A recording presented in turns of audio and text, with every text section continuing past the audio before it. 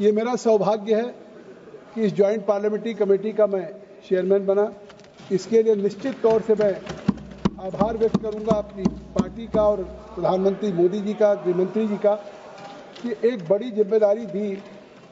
लेकिन मैं एक बात कहना चाहता हूं कि लगातार 11 घंटे हो गए जिस तरह से हमारे सत्ता पक्ष या प्रतिपक्ष के लोग हम लोग बैठे हैं।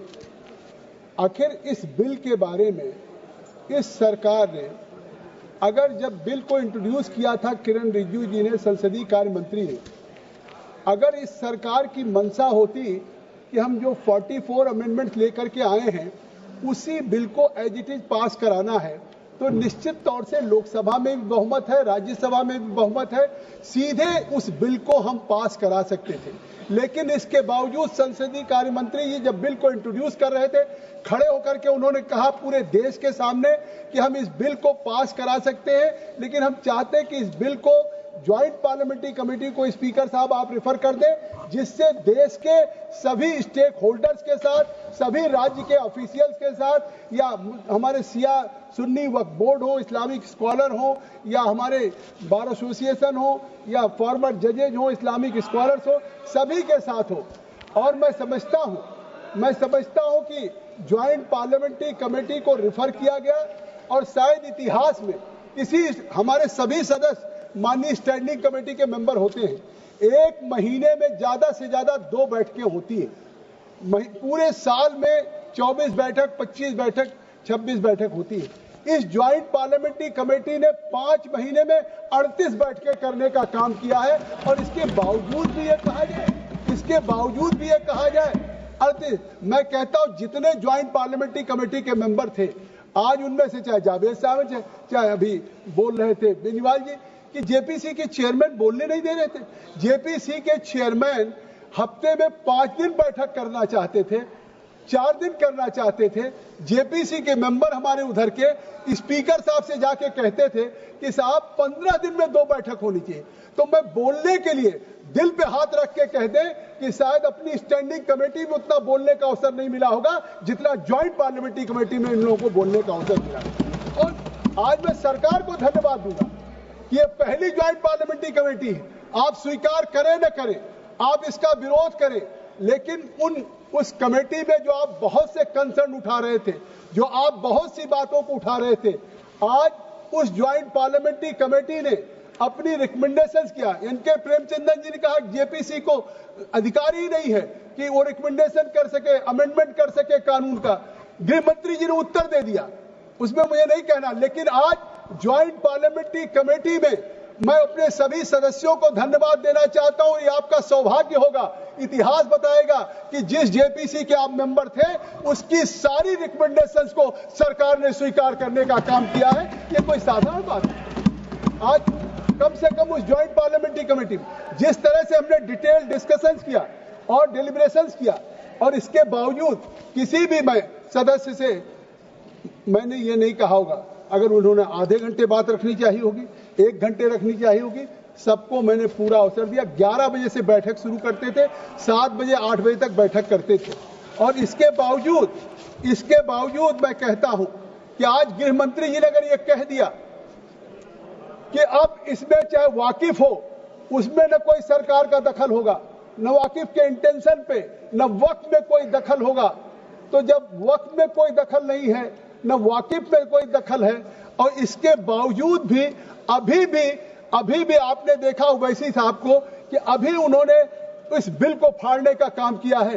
तो ये जो बात कह रहे कि ये बिल असंवैधानिक है, असंवैधानिक काम तो उन्होंने किया है जो बिल फाड़ने का काम किया है। आज मैं पूछना चाहता हूं, आज किस लिए बिल फाड़ दिया?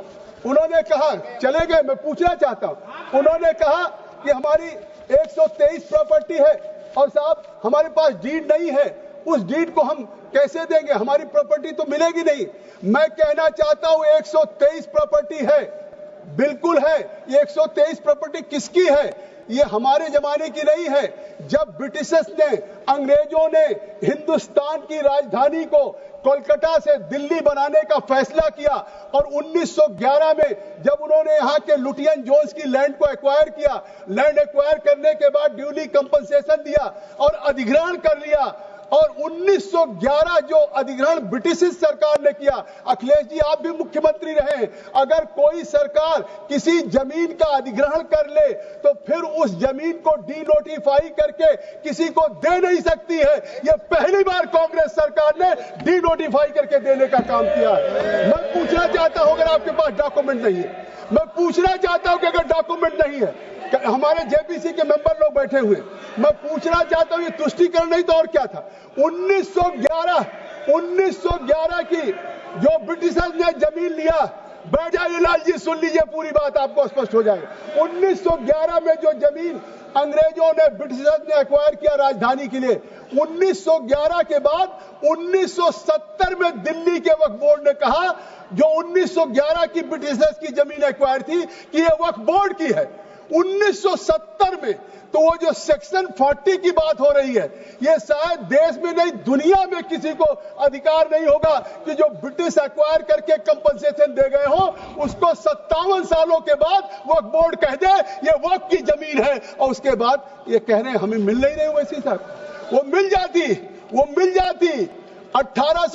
1984 में भी कांग्रेस यूपीए सरकार ने देने की कोशिश की, 2014 में भी देने की कोशिश की। आप अपनी कैबिनेट देख ले, सरकार देख ले, 5 मार्च 2014 को चुनाव का मॉडल कोड ऑफ कंडक्ट जारी हुआ था। आप सबको याद होगा, आप सब लोगों में से बहुत से सांसद लड़े थे, जीते थे। 5 मार्च 2014 को मॉडल कोड ऑफ कंडक्ट लागू हुआ और उसके ठीक 2 दिन पहले 2 मार्च को यूपीए सरकार ने एक कैबिनेट बैठक किया और कैबिनेट बैठक करके उस 123 प्रॉपर्टी को डीनोटिफिकेशन करके कहा इसको वक्फ बोर्ड को दे दिया जाए। धन्यवाद है हाई कोर्ट को, सुप्रीम कोर्ट को। आज वो हाई कोर्ट के स्टे से रुका हुआ है, नहीं तो इस सरकार ने, तत्कालीन सरकार ने तो देने का काम कर दिया था जो अब असंवैधानिक था। सुन लीजिए धर्मेंद्र जी, सुनिए, सुप्रीम कोर्ट के फैसले के, हाई कोर्ट के फैसले के बाद कोई अधिग्रहित और मुआवजादारी दी गई जमीन किसी दूसरी इकाई को नहीं दिया जा सकता। सरकार किसी संपत्ति का अगर अधिग्रहण कर ले, मुआवजा दिया जा चुका तो डीनोटिफाई नहीं कर सकता। ये काम कोई कर सकता है कि इस तरह से संविधान और कानूनी प्रावधानों का अगर कोई उल्लंघन कर सकता है और इस तरह की सरकारी संपत्तियों को गैर कानूनी तरीके से ट्रांसफर करने की कोशिश केवल तुष्टीकरण करने के लिए कांग्रेस यूपीए की सरकार ने किया था, ये मैं कहना चाहता हूं। और इतना नहीं, आप इसको अनकॉन्स्टिट्यूशनल कह रहे हैं कि ये अनकॉन्स्टिट्यूशनल आखिर कैसे है? आप ये बताइए कि अनकॉन्स्टिट्यूशनल है। आज किसी देश में जो 1995 जिस प्रिंसिपल एक्ट की बात कर रहे हैं, 2013 की प्रिंसिपल एक्ट की उस अमेंडमेंट की बात कर रहे हैं, 1995-2013 में बहुत से साथियों ने केवल एक सेक्शन 40 की बात कही है।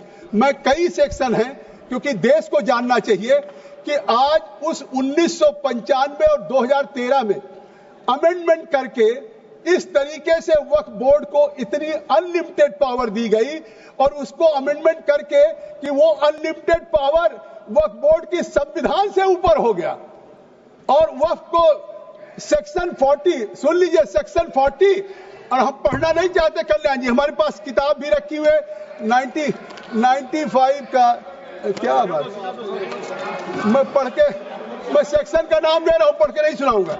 सेक्शन 40, और आप पढ़ लीजिए किताब खोल के, सेक्शन 43 उसके 1995-2013 एक्ट में। I am not yielding mister Raja, I have already yielded in JPC committee, I have given you enough time in JPC. अब kindly listen, kindly sit down please. आप, मैं कह रहा हूं वक्त घोषित करने के संबंध सेक्शन 44(3) में इन्होंने कहा कि वक्फ बोर्ड की जमीन, किसी जमीन को चाहे वो किसी के पास बरसों से हो, और उस जमीन को भी वक्त घोषित कर सकते हैं। तो ये किसका वायलेशन? ये वायलेशन है आर्टिकल 300A का, राइट टू प्रॉपर्टी का वायलेशन है, और इन्होंने वो वायलेशन किया है, संविधान का उल्लंघन किया है कि इसके बावजूद कि हमारे जो वक्त के है वो article 300A right to property का उल्लंघन किया है। वक्फ बोर्ड बिना किसी सुनवाई के संपत्ति ले नहीं सकता। फिर आप सुन लीजिए, मैं सेक्शन 32 की बात कर रहा हूं। 95 में सेक्शन 32 में किसी भी प्रॉपर्टी को बिना कंपनसेशन के टेक ओवर करने की शक्ति वक्फ बोर्ड को दे दिया गया। ये सेक्शन 32 में, ये भी आर्टिकल 300A का राइट टू प्रॉपर्टी का सीधा उल्लंघन है। फिर वक्फ बोर्ड पे कोई रेवेन्यू डिपार्टमेंट का कंट्रोल नहीं रहेगा। ये सेक्शन 28, सेक्शन 29 में 1995। अब मतलब वक्फ की जो संपत्तियां होंगी वो उन संपत्तियों पे ना रेवेन्यू डिपार्टमेंट का कोई सरकारी संस्था का नियंत्रण रहेगा। इस तरह की असीमित पावर दे दिया। फिर सेक्शन 51 और 52 में उन्होंने कहा कि जब चाहे सरकार वक्फ संपत्तियों को डिनोटिफाई कर सकता है। इस बार अभी तो हमने शुरू किया, मैं चेयरमैन था, अभी मैं बताता हूँ, मैं चेयरमैन था, ये नहीं होगा, समझिए। और सेक्शन सुनिए गंभीर, अरे सुनिए, और ये कहा सेक्शन 6 और 7 में amendment, Kalyan Banerjee candidate take seat. अब now I'm not kneeling. You go through the section 6 and 7. You address me, sir, please. किसी कोर्ट में चैलेंज नहीं किया जा सकता है। 95 के सेक्शन 6 और 7 में वक्फ बोर्ड को इतना पावर दे दिया सेक्शन 6-7 में कि वो लोग किसी भी सिविल कोर्ट में नहीं जा सकते। आज का दिन ऐतिहासिक होगा। जब भी वक्फ की चर्चा होगी तो याद किया जाएगा कि राइट टू अपील किसी ने दिया था, तो नरेंद्र मोदी की सरकार ने दिया था।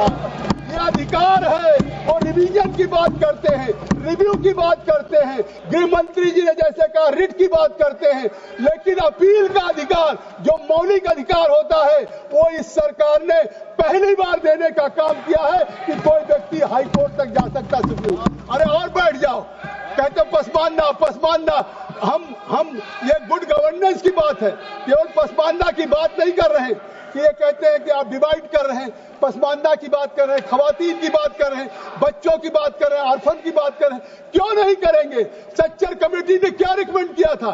सच्चर कमेटी ने कहा था कि आज मुस्लिम महिलाओं की 51% इलिटरेट है, 6% हायर एजुकेशन में नहीं है, मुस्लिम्स की स्थिति SC ST से भी खराब है।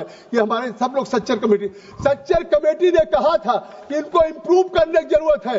आज जैसे आपने स्वामीनाथन की रिपोर्ट को ठंडे बस्ते में डाल दिया था, उसको लागू करने का काम किसानों के लिए मोदी सरकार ने किया। आज फिर उसी तरीके से सुन लीजिए, फिर आज उसी तरीके से जैसे स्वामीनाथन की report, Swaminathan committee Congress UPA ने बनाई, लेकिन उसकी रिपोर्ट को लागू करके किसान के आय को दुगना करने का हमने काम किया। आज उसी तरीके से सच्चर कमेटी का I am addressing to chair. आप मत देखिए, आप सभापति जी उधर मत देखिए, हमको देखिए। बस आप हमको देखिए, आप बिल्कुल चिंता करिए, समझे? तो मैं आपसे कहना चाहता हूं उसी तरीके से सच्चर कमेटी बनाई इन्होंने, और सच्चर कमेटी की क्या रिपोर्ट है, हम क्यों लाए हैं? आज ये हमारी सरकार ये अमेंडमेंट क्यों लाई है? मैं गंभीरता से कहना चाहता हूं 2006 से 14 तक सच्चर कमेटी की रिपोर्ट के बाद भी इस कांग्रेस को चिंता नहीं हुई कि पसमानदा, OBC, खवातीन, ऑर्फन, इन मुस्लिम गरीब लोगों का क्या होगा। अगर उसकी चिंता हुई तो आज मोदी सरकार को चिंता हुई, और केवल चिंता नहीं हुई, आज इस बिल को लाने का उद्देश्य क्या है? इस बिल को लाने, चिल्लाइए मत, इस बिल को लाने का उद्देश्य क्या है?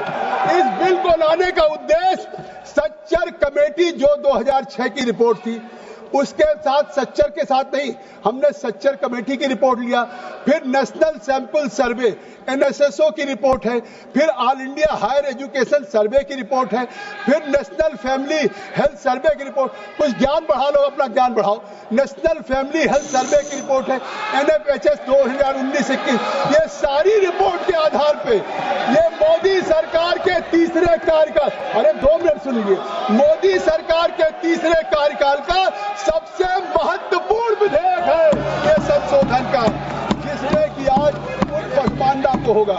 मैं आपसे कहना चाहता हूं कि आज ये जो 2019 1995 हो, 2013 हो, आज तो उन्होंने उस समय अनकॉन्स्टिट्यूशनल पास किया था।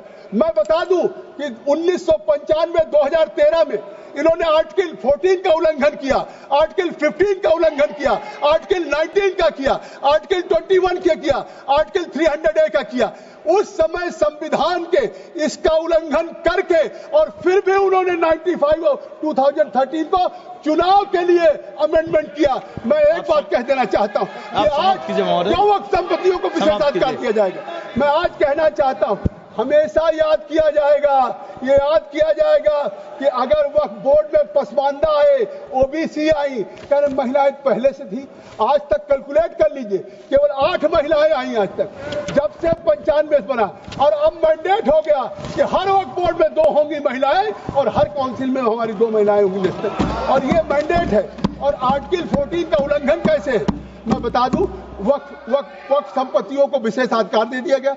अन्य धार्मिक संस्थान जैसे हमारे तेजस्वी कह रहे थे कि हम मंदिर को नहीं दे सकते, चर्च को नहीं दे सकते, गुरुद्वारे को नहीं दे सकते, जैन को नहीं दे सकते, केवल वक्फ को विरोध। ये आर्टिकल 14 का इनका 95 2013 का था कि सरकारी भूमि पर वक्फ बोर्ड स्वतः दावा कर सकता था, अन्य धर्म को सुरक्षा नहीं थी।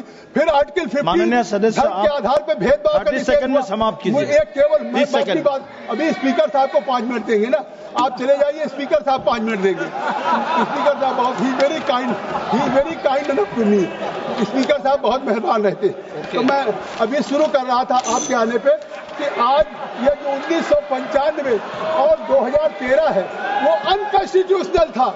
और मैं कहना चाहता हूं कि अगर आज ये सरकार आर्टिकल 14, 15, 19 और राइट टू प्रॉपर्टी का जो उस समय उल्लंघन करके और कांग्रेस यूपीए सरकार में उस तरह का लॉ वक्फ को बना करके किसी संपत्ति को वक्फ घोषित कर दिया जाए, आज उसको ठीक करके एक संविधान संशोधन पर कानून बनाने का काम मोदी सरकार कर रही है। और जिस तरीके से मैं आपसे कहना चाहता हूं कि आज जिस तरीके का आज ये कहते हैं, अभी ओवैसी साहब कह